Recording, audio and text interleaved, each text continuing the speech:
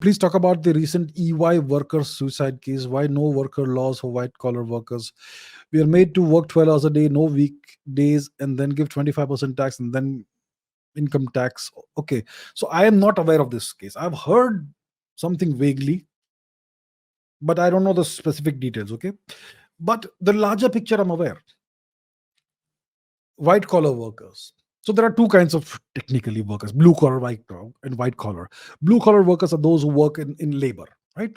Construction work and physical labor and stuff. And white collar are the workers who sit in small little prisons, in offices, those little cubicles, and you work on a laptop or a computer or whatever. Um, Whether it's in IT or whether it's in what insurance or whatever. So I've been that in the past. I've done that. I've paid my dues. I've been a cyber coolie myself. You know, working for somebody 12 hours a day. And yes, in India we don't have any worker laws, labor laws, as far as I know, for white collar workers. Your employer can make you work as much as they want. So when I was a cyber coolie back in the day, it was not unusual for me to work 12-hour days, easy. I was lucky if I got one weekend off, one day in the week off. I remember there was a time when I worked like 24 days in a row, 12 hours, 12 plus hours a day. When you're young, when you have one precious job, you have few options. You can't do a thing. You got to say yes to whatever they say. They're gonna keep on exploiting you, and you have to allow them to do that because otherwise you're jobless. And I'm sure that's what people face today in India. You're made to work 12 hours a day, sometimes more. Sometimes you do night shift. Sometimes you work more than 12 hours a day. Sometimes you work weekends. Overtime is normal.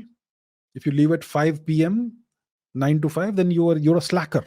You should leave at least at 8 or 9 p.m. Then you are an average worker. But if you stay till 12 p.m. in the night, midnight, then you are a good worker. You do it every day. That's the kind of attitude you have. Managers in India are sadists very often. I've had a few of those managers back in the day. Pathetic people, very cruel, very evil.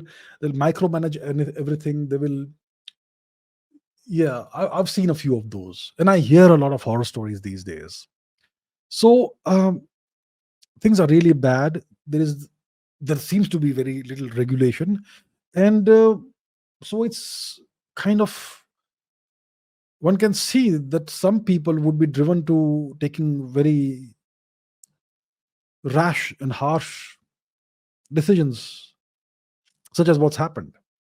I'm sure there are many more cases like this, but somehow this case is being spoken about. And you see something similar in the education system where you're you're trying for what, a government job, IAS job or whatever, or you want to get into the IIT and you have to do it over and over again, and you go to quota or whatever. And so many kids, they give up on their lives because of the conditions.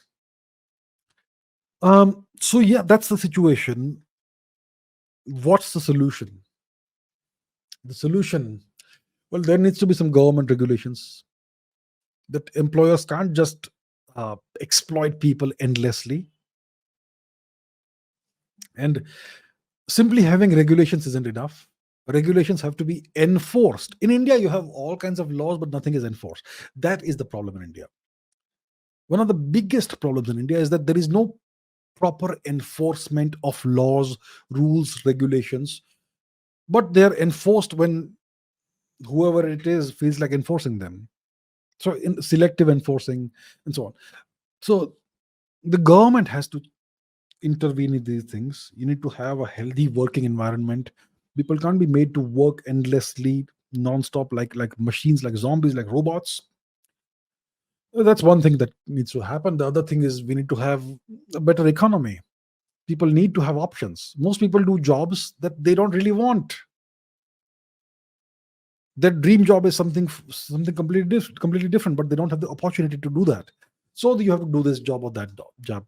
So most people aren't even happy in whatever job they're doing, but it's the only job they have. Without that, there is no income. So you got to do it, compromise in life, and you do that until you're whatever retirement age, and then So things need to change.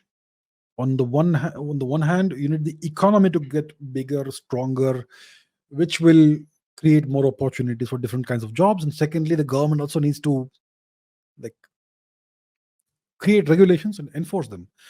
So that's what I would say. I'm not aware of the specifics of the case. It's very sad, and it's something that's routine, unfortunately, this sort of treatment of workers in India.